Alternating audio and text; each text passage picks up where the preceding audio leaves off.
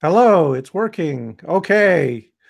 So, if you know where you are, this is OrbitCon, and the topic for this hour is how to incorporate a set of messaging. I should let you know that if you want to leave comments, you can do so. There is a site, the orbit.net OrbitCon, and just look for that particular topic, and there's a bunch of comment fields. You can just fill it out there. Likewise, if you just look down below this particular video, you'll find a link to that particular article, and you can just go type things. And I'll be monitoring that, and we're going to let our speaker run her course, and then maybe we'll throw in some questions if you've got any. Okay, so as I said, this is from the Secular Coalition for America: How to Incorporate a Secular Values Message into Your Advocacy. It is 11 a.m. Central Time on Saturday, April 14th, and our speaker is Sarah Levin, who is the Director of Grassroots and Community Programs at Secular. Is on Christmas Day. Okay, so take it away, Sarah, and we are going to learn from you how to articulate secular values as a tool for discussing issues of separation of church and state in a way that will appeal to and inspire a broader audience.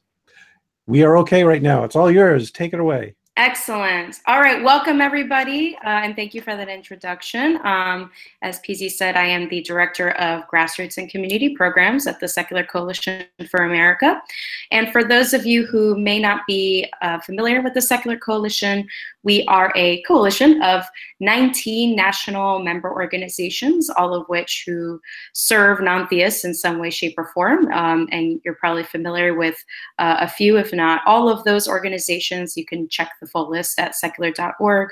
We were founded about 15 years ago by Dr. Herb Silverman, who had a vision of not just all the national secular organizations sort of working together, but around the common goal of having a political voice in Washington. And so the Secular Coalition is largely a lobbying organization. We lobby for the separation of church and state and for evidence and science-based policy here in Washington, D.C. And we also have state chapters in a number of states across the country that support our federal work, but also do the same, lobbying for separation of church and state in their state legislatures.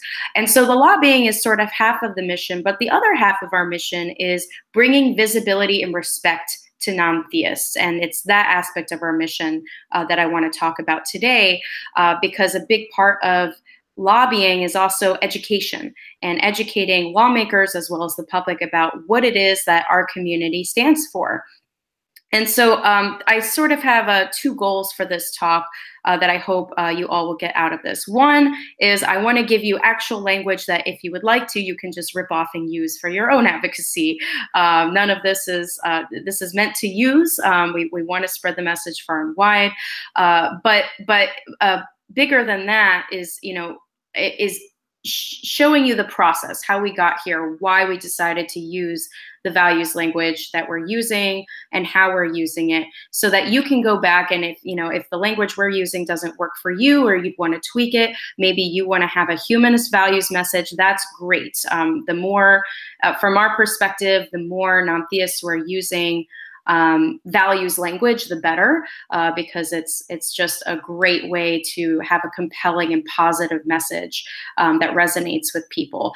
And so I'm going to share with you the values that we're using and why we're using it. But I hope that sharing our process and explaining our methods and why we did what we did will help you go back to your own organizations and your advocacy and have conversations about what your values are and how you want to define them and how you'd like to use them.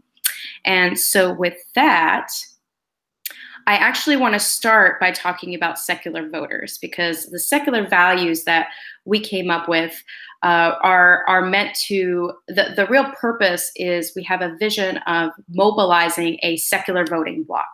And so the audience, every time you have a message, of course, you have to think about the audience. And the audience for our secular values language is a group of people, the religiously unaffiliated, who we want to mobilize around shared values, a shared message, as a voting bloc, as a powerhouse voting bloc that politicians and the political establishment will recognize. Again, that visibility is a big part of our mission. So they'll acknowledge them, recognize them, and listen, and see our constituency as a constituency that's worth listening to and recognizing. And so I want to talk a little bit about secular voters, because that kind of sets the stage for the kind of messaging that we decided to use.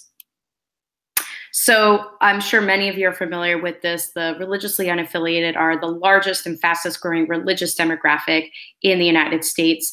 The thing to keep in mind is that, you know, given that the Secular Coalition doesn't have its own giant research think tank where we can poll people and ask Americans questions about their religious beliefs the way we might ask the question, we depend very heavily on the research done by Pew and the Public Religion Research Institute. You know, and that's the data we have on who the religiously affiliated are, unaffiliated, excuse me. And so it's important to understand when we say religiously unaffiliated, we're borrowing from the terms that these pollsters use. So it's important to understand what religiously unaffiliated means. And religiously unaffiliated doesn't only mean this group of people, the nuns, N-O-N-E-S, nuns, are not just people who don't believe in God. In fact, only about 1/3 of the unaffiliated explicitly say that they don't believe in a God. Then 37% would say that God is an impersonal force, and 22% say that they have God as someone you can have a personal relationship with. And so the religiously unaffiliated in terms of their actual religious beliefs varies a lot. It doesn't only mean that you're non-theistic.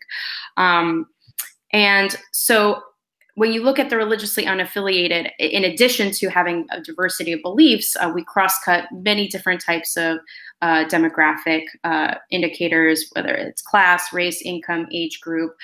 But so the most common criticism the Secular Coalition gets for talking about mobilizing a voting bloc is this idea that, well, the religiously unaffiliated isn't just a bunch of atheists. It's all kinds of different people from different backgrounds who aren't all non-theists.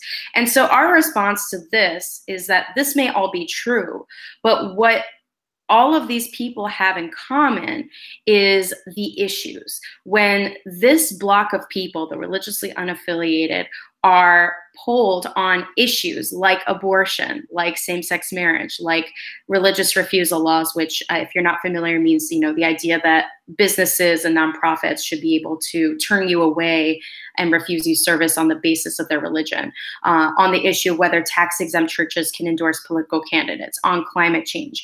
It turns out that the religiously unaffiliated as a whole, when polled on these issues, is more united than evangelicals are on these issues. So just to give you a few examples of this, I may have to just pull up my notes here. As a bloc, 73% of the religiously unaffiliated support access to safe and legal abortion, while 63% of evangelicals oppose abortion. That's a 10-point difference. That's pretty significant. And especially when you think about an issue like abortion, where, you know, it's probably one of the first issues you think of when you think of what motivates the evangelical voting bloc, and yet the unaffiliated are even more united in opposition to their position than they are by a 10-point difference. And you'll see the same with same-sex marriage. 78% of the religiously unaffiliated support same-sex marriage, while 64% of evangelicals oppose. And then finally, and I was surprised, I thought this 82% would be higher, but the religiously unaffiliated believe humans evolved over time, 82%. Evangelicals, 57% don't believe in evolution. All of this is to say that regardless of how I guess the lack of cohesiveness in terms of what the religiously unaffiliated actually believe when it comes to God and the role of God and religion in their life, in addition to just having this thing in common where they're not affiliated with a specific religion, what really unites them is the issues. And this is really powerful, because if we know that we're the largest and fastest growing religious demographic, and we know that this block of people are more united on the issues than the evangelicals are on their issues, and the evangelicals obviously are a very powerful voting bloc, then we have a huge opportunity here to mobilize this group of people around the issues that we agree on. And then here's a little more information, of course, on the unaffiliated. We're also skew very young, so that, you know, an additional argument for mobilizing this voting bloc is that we have the most secular generation in the United States historically, and are therefore today's voters are really the future.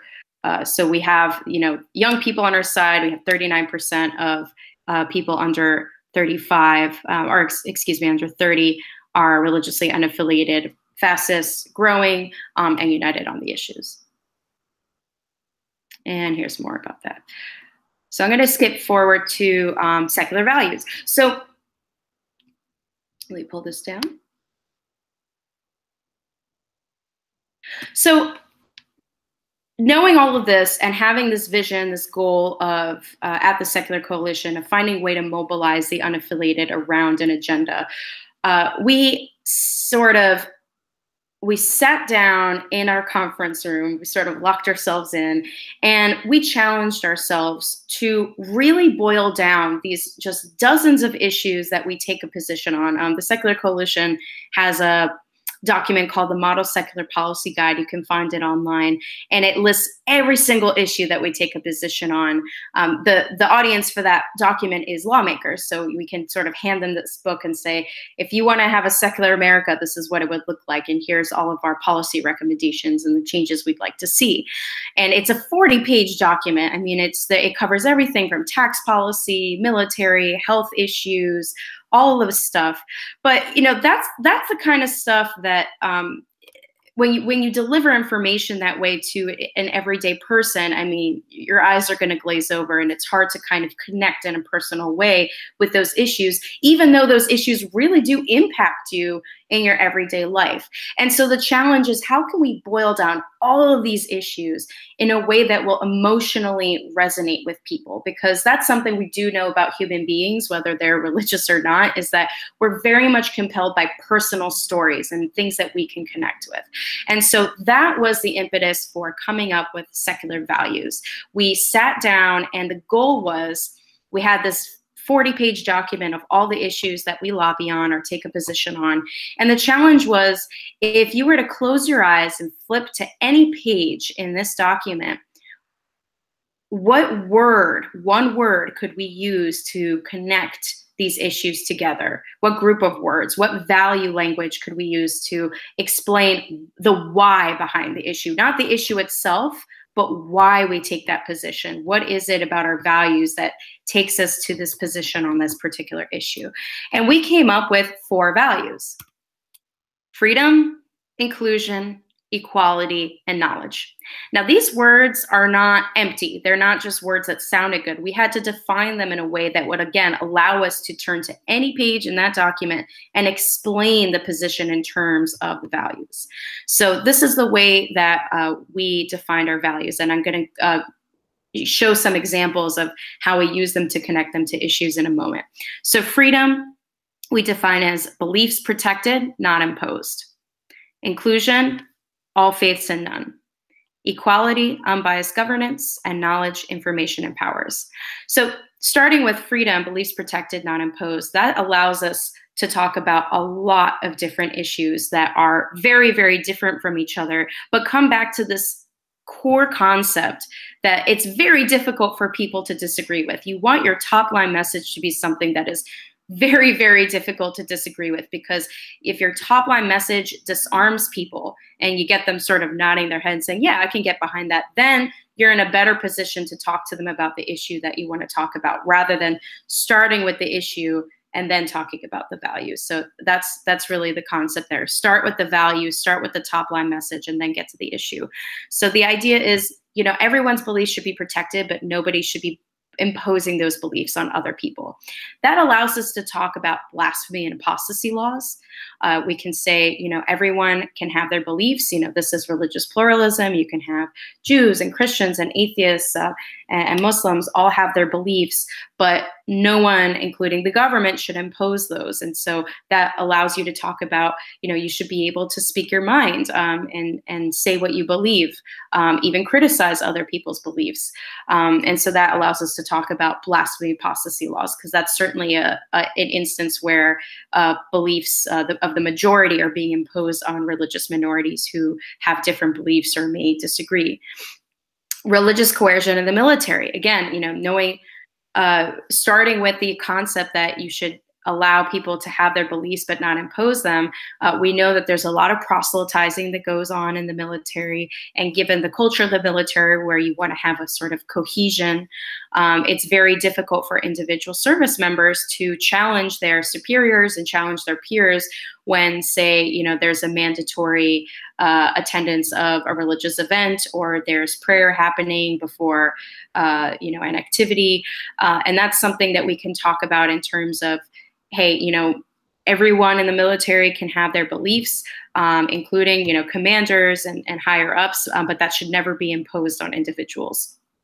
Religiously neutral healthcare policy. Notice that we're going from foreign policy to military to healthcare, but we're still talking about the same concept. Religiously neutral healthcare policies. You can all have your beliefs about, what's the right thing to do, whether it's contraception or abortion, or you'll see later we talk about medical aid in dying, but those are your healthcare decisions. And everyone can have their different beliefs, but your boss shouldn't impose those on you. The government should impose those on you. So that allows us to talk about all the sort of issues that come up when it comes to religious imposition on healthcare decisions. Secular recovery programs. If you are sentenced to if you're convicted of a drug crime and you're sentenced by the government to mandatory recovery, you have a constitutional right to have a secular alternative option. And that's, again, a way we can talk about, everyone has their own beliefs. If AA works for you, that's great.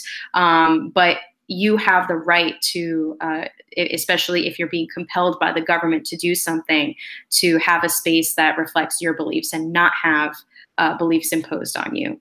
Same thing with medical aid in dying. And then this is a big one, just the general concept of religious freedom that we're battling against the Christian right, that has sort of twisted religious freedom to mean the opposite of this, meaning that they should be able to impose their religious beliefs on others in all sorts of places, whether it's your boss, dictating the insurance options that you have. Think, the Hobby Lobby case, whether it's not making a cake for somebody because of your religious beliefs and you're just not going to serve certain people because of your beliefs, whether you own a hotel and think that it's okay to turn away a single mother because of your religious beliefs. This is all, and I should stop for a second and say, one of the big drivers, in addition to the opportunity to have a voting bloc, one of the drivers of all of this is that for so long, the Christian right has operated as if they have a patent on values. They have dominated the conversation and framing when it comes to phrases like religious liberty, phrases like family values. But if there was ever a time to contrast our message of what our values are versus their values, this is a really good time to do that, because we're in the age of Donald Trump, who has a lot of support of evangelicals. We are in the age of Roy Moore coming very close to winning his election. Luckily, he didn't, but he still had a lot of evangelical support. And, the secular community, I would say, is known for a while that the values language of the religious right is hypocritical and morally bankrupt.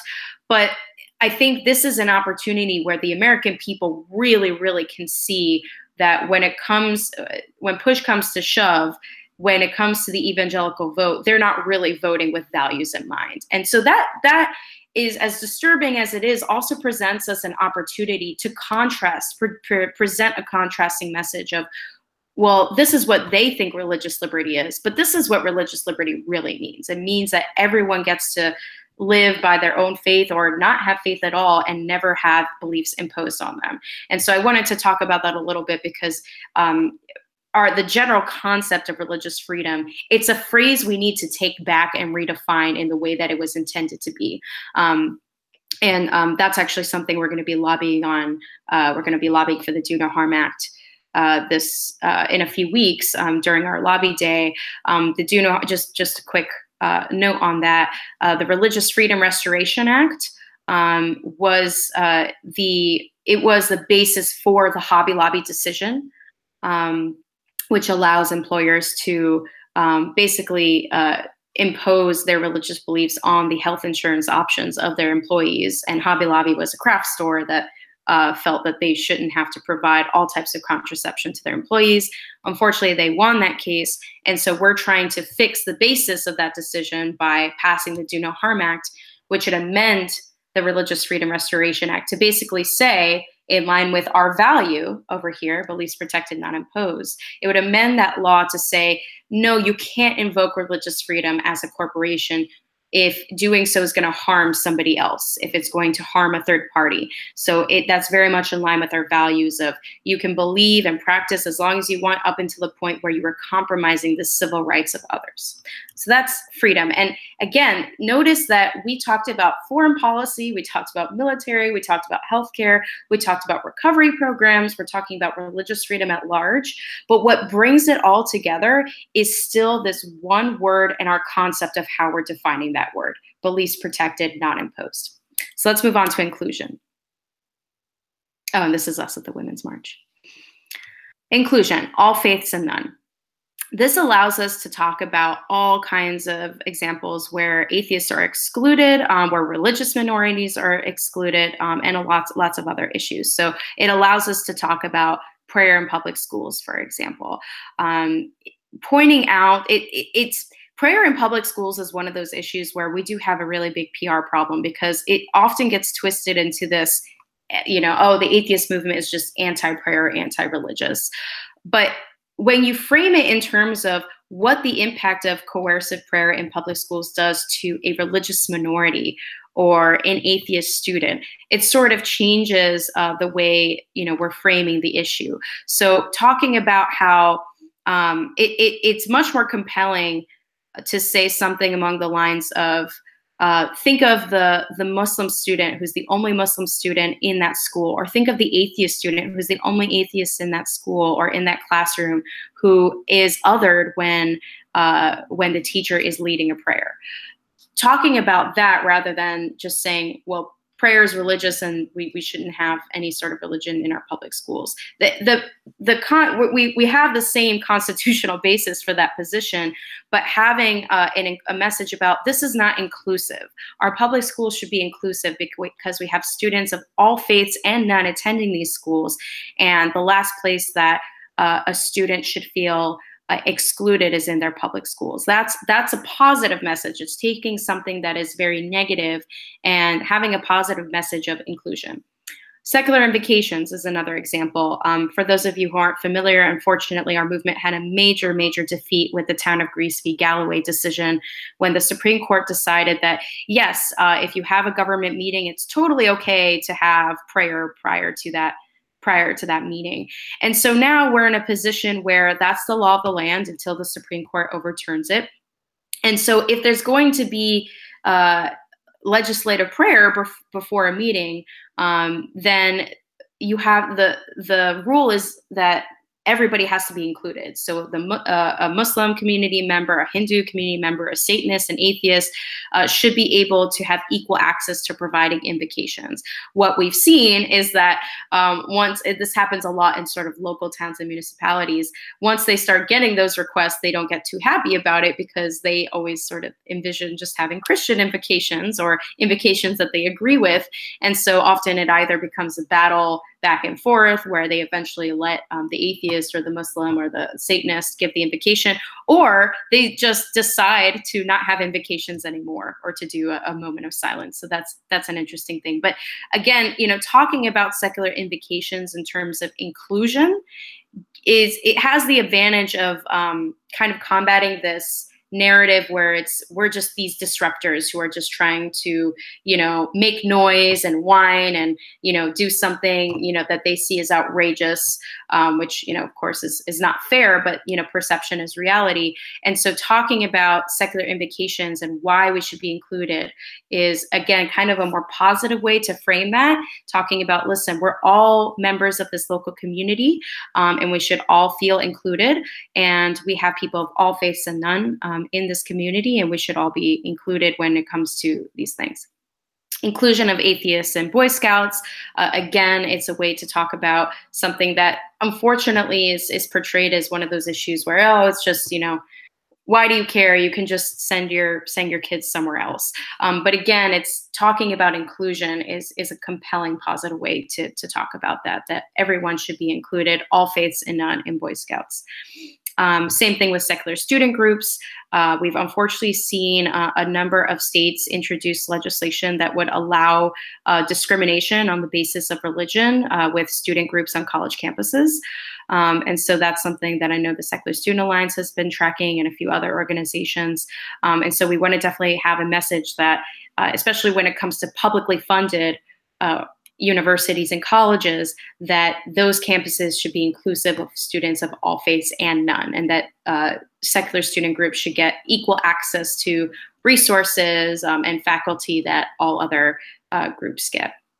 And then finally, this is a really big one, conflation of patriotism with religiosity. I mean, the fact that God and country is still sort of this mantra that just gets repeated over and over, this terrible idea that there are no atheists in foxholes, right? Recently, if you hadn't heard, the Navy rejected the application of a humanist chaplain in the Navy. Without going too much into the details of the specific issue, chaplains are 100% confidential for service members, while psychologists and therapists are not. And so if you're an atheist in the military, if you want counseling that's 100% confidential, you don't have any options for a humanist or a chaplain with your point of view to go to. So there's a lack of equity there. And it was just amazing. The Navy was actually about to approve the application, but over 60 senators went out of their way to write a letter blasting the decision and urging them to basically kiboshing the whole thing.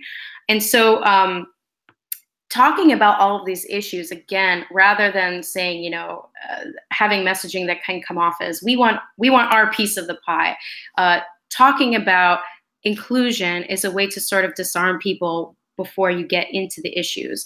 And talking about inclusion can kind of get us past this barrier of this very ingrained concept of conflating religiosity with, loving America and being a patriot.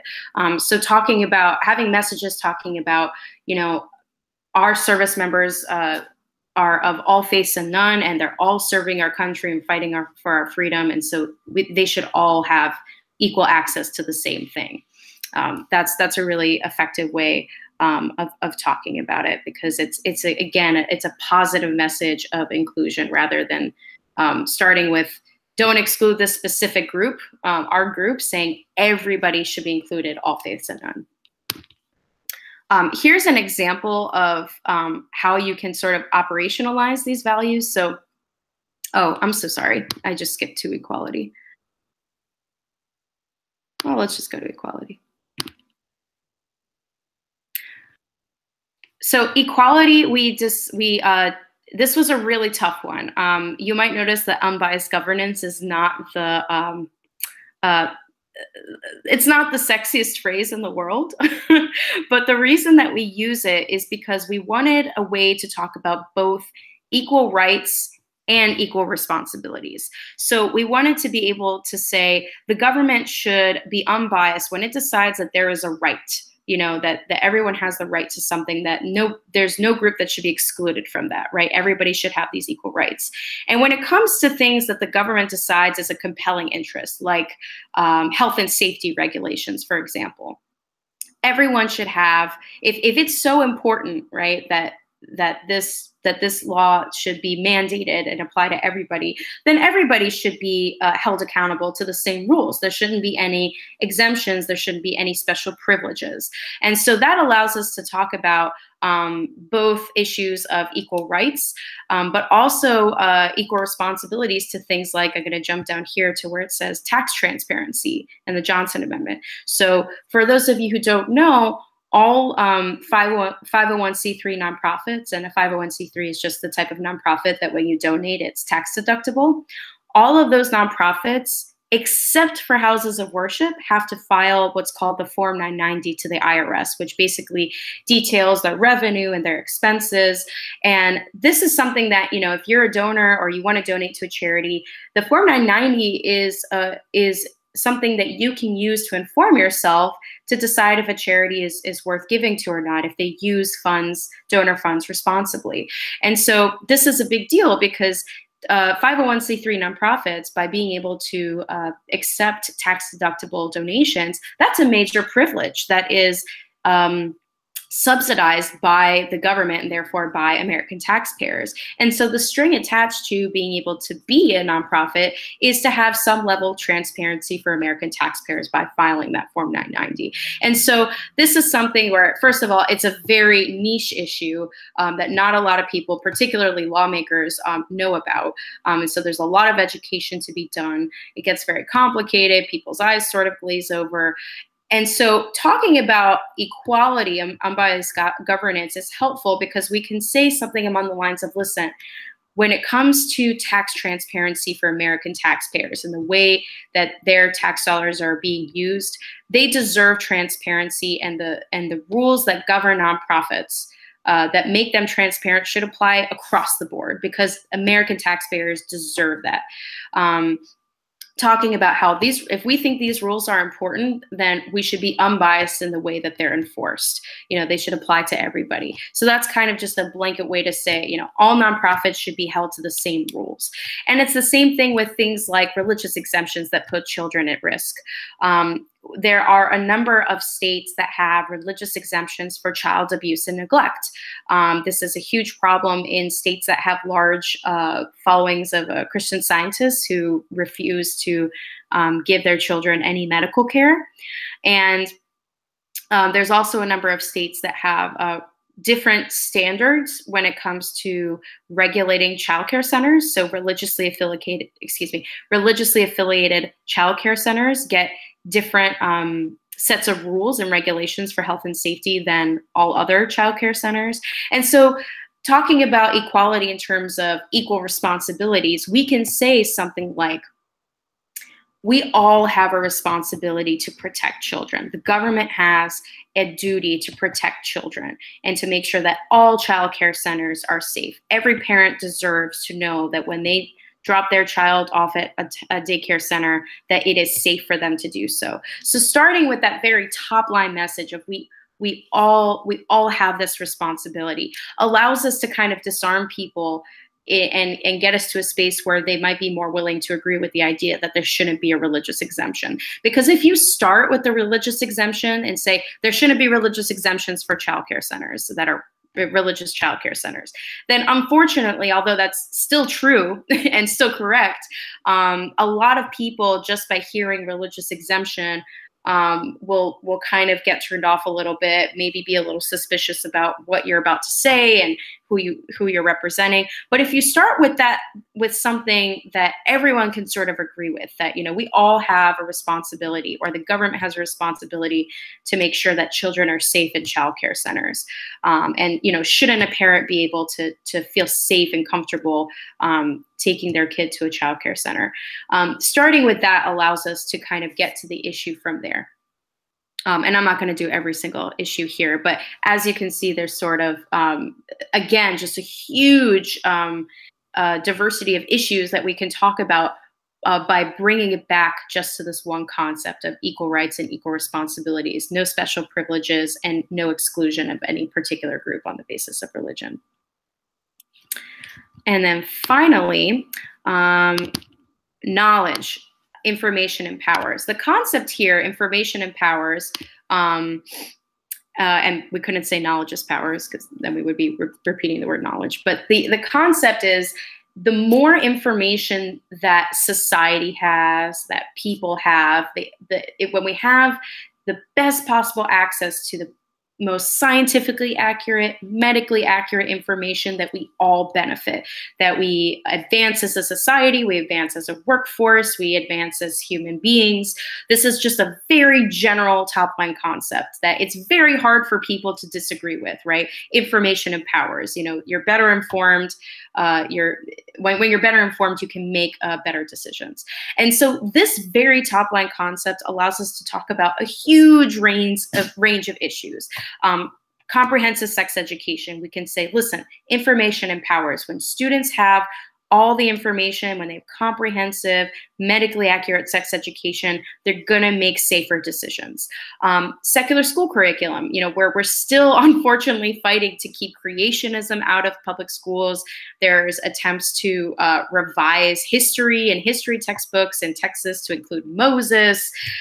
There's just all kinds of, we've seen a lot of legislation that's trying to open up the door for teachers to be able to teach creationism right next to biology, as if to evolution, as if they're on par with each other. They're attacking climate change curriculum. So this is still a battle that we're fighting on the state level, and it is unfortunately something that, you know, states have a lot of power over curriculum. So it's kind of a state-by-state issue.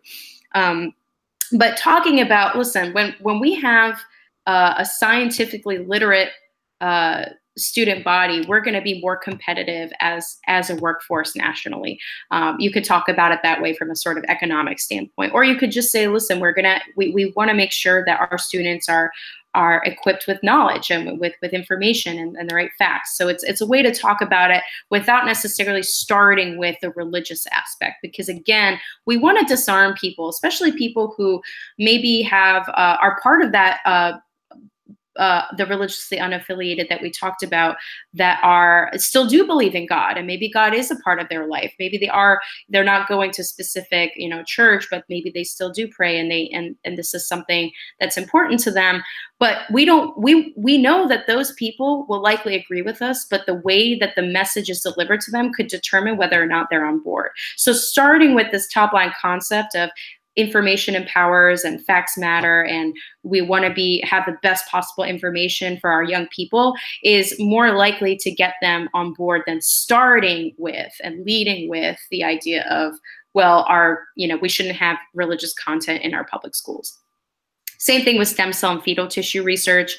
Rather than starting with kind of the minutia of trying to kind of parse the lies that are put out there by the religious right about, you know, this ridiculous thing they've done with Planned Parenthood, and claiming that, you know, Planned Parenthood is selling fetal tissue to profit and all this ridiculous stuff, rather than kind of start there and say, well, that's not true. This is actually what fetal tissue is and what it's used for. Starting with, again, this message of, listen, information empowers. I mean, this is the kind of issue where you can point to so many positive examples of things that have been invented, diseases that have been cured because of stem cell research and fetal tissue research. So you can start with that positive message and say, look at this example, look at this example. See, knowledge and information empowers. When we give scientists the best possible access to funding for their research, then this is what happens as a result. So it kind of comes back to the same concept, and that way we can sort of avoid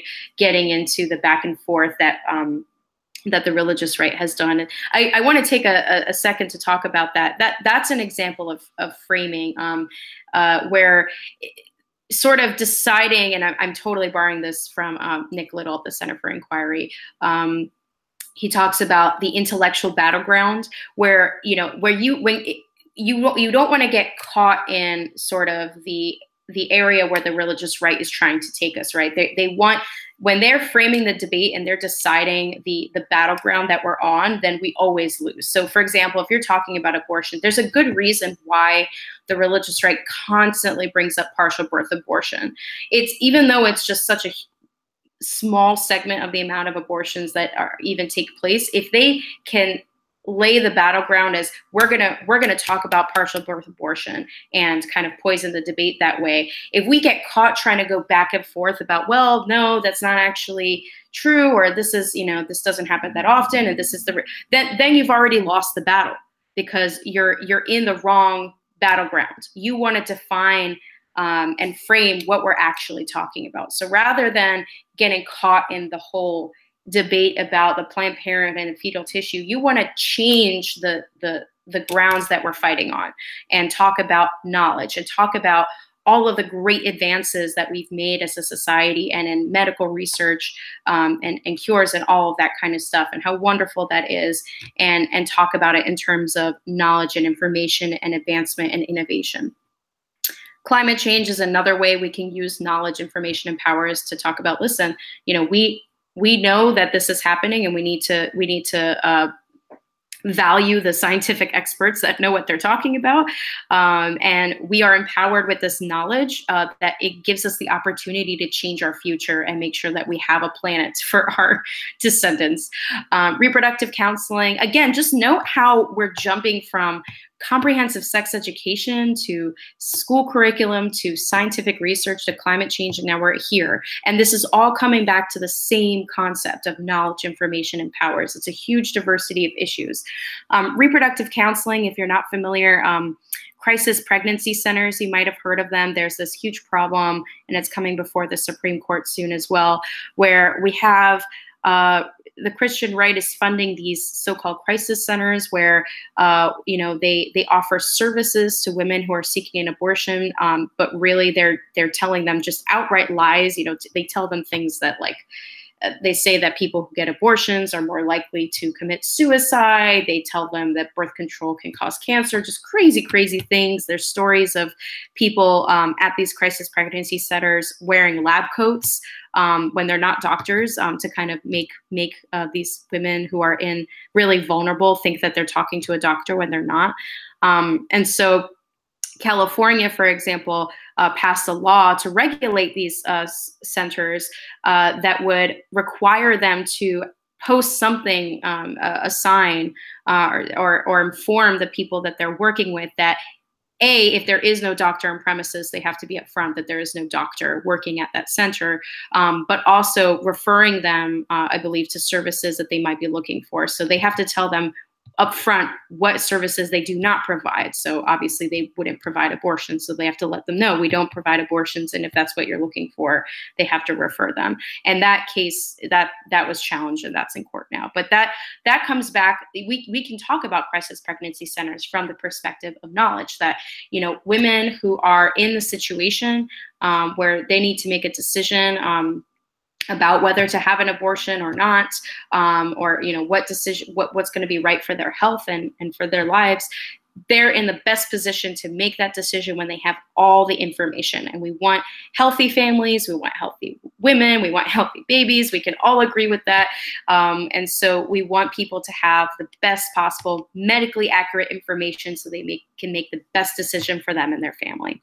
And then finally, non-medical vaccine exemptions. It's the same thing, where we're talking about knowledge. We're talking about kind of like with stem cell and fetal tissue research, we can talk about how knowledge has gotten us this far, how many people used to die of measles and mumps, how polio was eradicated thanks to this knowledge that we had, this great invention of the polio vaccine, and talking about how we are now empowered to have a safer and healthier society because of vaccines and because of how well they work. And that's a way to kind of put a positive spin on it, and then go into why we shouldn't have religious and philosophical exemptions for vaccines. But you don't want to start there, because you really want to use this top line messaging to sort of disarm people. You want the first thing you say about an issue to be something that will get somebody to nod their head and say, yeah, I can get behind that. And then you get into the issue, rather than starting with the issue and then getting to the value. And so now that I've gone through the values that we're using. Again, I want to reiterate, you don't have to, you are more than welcome, and I encourage you to use this exact language. Please feel free to, but you don't have to. It's something that if you want to tweak this to fit the issues that you want to work on, that's great. I encourage you to. In addition, if you're working, all of these issues are very narrowly defined by the scope of the secular coalition is where religion and government sort of intersect, that nexus. So there's a lot of issues, maybe social justice and progressive issues that you don't see here. The way I see it, secularism is an answer to how we should be governed when it comes to separation of church and state. But humanism is so much more, because it's a philosophy of ethics, not just of governance. And so it has answers to many more issues than just the ones presented here. And so if you're doing humanist work that goes beyond these issues, I really would encourage you to sit down with your fellow activists or with your leadership, your board, and challenge yourself. Look at all of the issues. The way we did this, we had the model secular policy guide. You don't need to have a policy guide, but if you just make a list, here are all of the issues that we take a position on, or that we care about, or that our programs are focused on. Look at that list and challenge yourselves, sort of Socratic seminar style, to have a discussion and boil down these one word. And maybe you'll use the word freedom, maybe you'll use the word inclusion, and define them differently. That's fine. But the point is to really come up with those values and define them. In what do you mean by freedom? What do you mean by inclusion? What do you mean by equality? And test yourself. So once you come up with your values and how you define them, if you can then go back to any issue that you are working on, and then talk about that issue in terms of one or more of the values you have, then you've succeeded in sort of packaging your issues in terms of values. Now, I really quickly, because I do want to leave time for Q&A, I do want to talk a little bit about, well, how do you use them? Because of course this is a talk about incorporating values. So, of course, the obvious is using them in your social media and your communications with press and that kind of thing.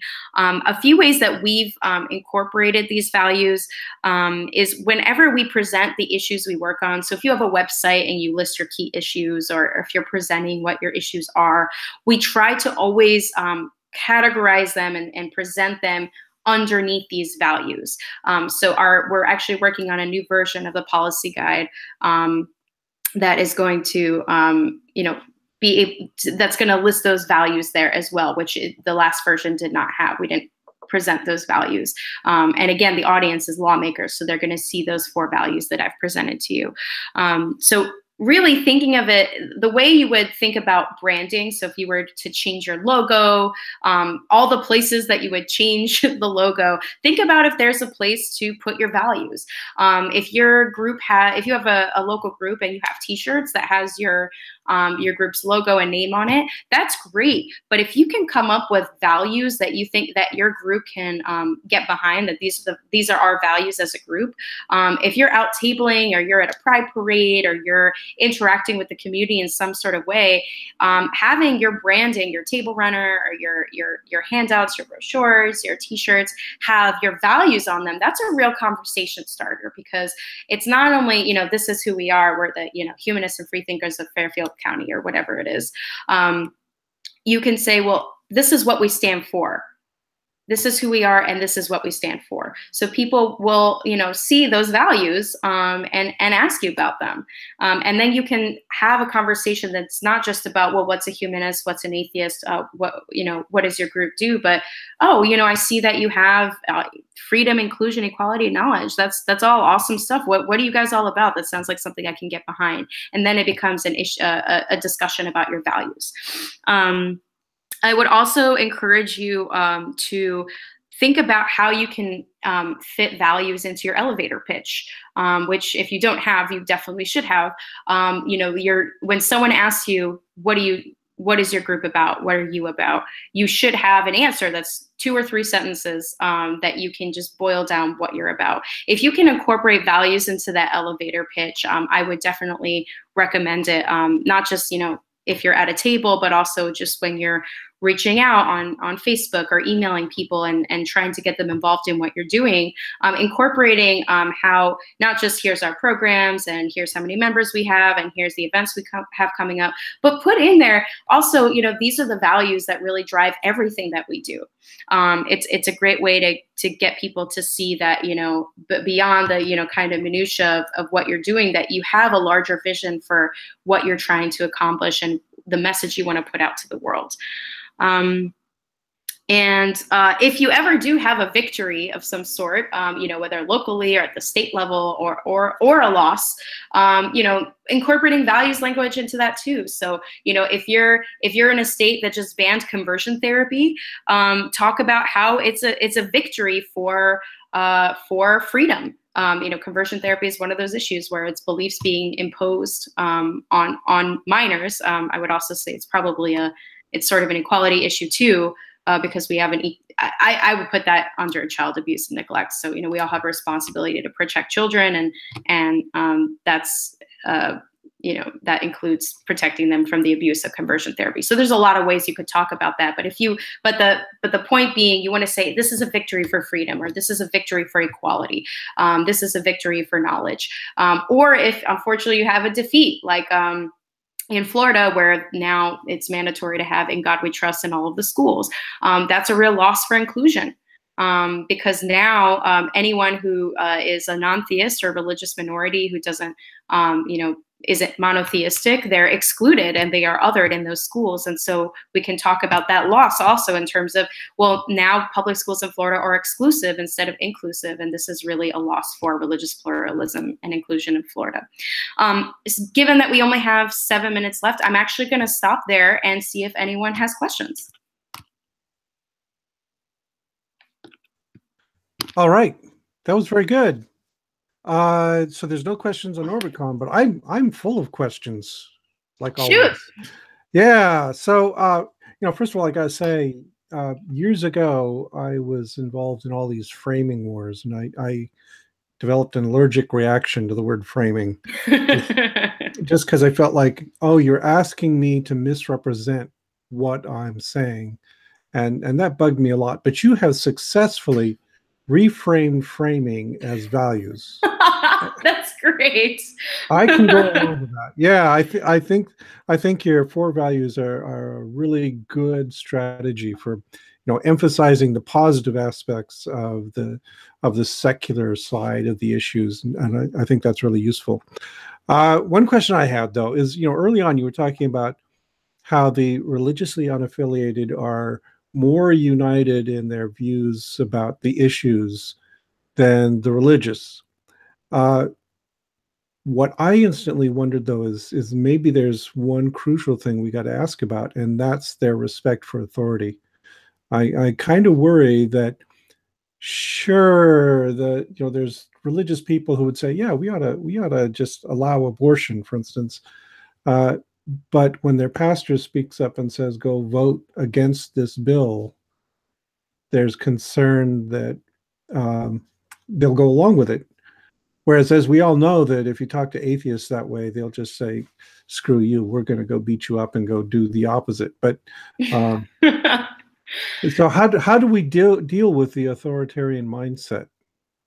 I think it's, you're not wrong. That's a natural advantage that the religious right have, that, that's just the reality. And we are never going to match that, nor do we want to, because we don't want our people to be responsive to authoritarianism. But I think I was just thinking about this earlier, because I hear that a lot, and frankly, I think that I think it's just hard to organize people in general. So it's not that we are particularly hard to organize. I think it's just that people have been indoctrinated to respect authority and be obedient from a young age are just easier to organize. But I'm here in DC with a lot of nonprofit advocacy groups, and I've talked to other organizers, and everyone has trouble organizing people. One thing to keep in mind is that the religious rights demographics skew very old. So they have a lot of retired volunteers with a lot of time. Our demographic skews very young. on the other hand. So 39% of people under 30 are religiously unaffiliated. So we're trying to organize people who are in college and have full-time jobs. So that's something to keep in mind. And, you know, I do think that that is it difficult to organize people? Yes. But is it impossible? No. We just have to recognize the disadvantages we have, but we also have huge advantages because their demographics are really shrinking and ours are only increasing. And so it is incumbent on the secular movement to have a compelling message that all of the folks who agree with these issues can rally around and have the infrastructure in place for them to participate in. Because in politics, too often the squeaky wheel gets the grease, and a minority of people who don't even represent the majority of Americans on an issue will get their way because they're the ones who scare the crap out of legislators, because they're calling in great numbers, they're making the phone calls, they're showing up in great numbers. Just as an example, in Oregon, we had there was a legislator who was introduced a bill to repeal Oregon's non-medical vaccine exemptions. Now, the majority of Americans and the majority of people in Oregon support vaccines, but the anti-vaccine movement is so passionate and so organized that that legislator got so many phone calls and so many visits from angry parents that she withdrew the bill altogether. And it's not because they were, you know, the majority of people in Oregon, but because they were more organized. And so that's actually a great segue for my very shameless plug for everyone to sign up for action alerts, because really we have the demographic advantage, but we just have to be really well organized and we have to be very loud. And so I encourage everybody to sign up for our action alerts. You can just type the word secular to 52886 and get signed up right away. Okay, very good. I'm writing this down right now, so I hope everybody does. We are out of time. So I have other questions, but I can't ask them. Darn it! But you know, I think you have answered my one question, and that is that the way we get around authoritarianism is we focus on values, that we talk about what's important, get the issues out there, and expect people to live up to certain standards, and that's how we'll get unity. That and taking action, organizing. Yes, we have to get out there and do things. Okay. Absolutely. So thank you very much, but we have to close because coming up at 12 o'clock is Secular Woman with Monette Richards, Mandisa Thomas, Chelsea Dufresne, and Stephanie Zahn talking about the Secular Women Work Conference. So thank you, Sarah. And we should send our audience off to go watch the next session at OrbitCon. Thank you very much. Thank you for having me. Yes, it's been a pleasure.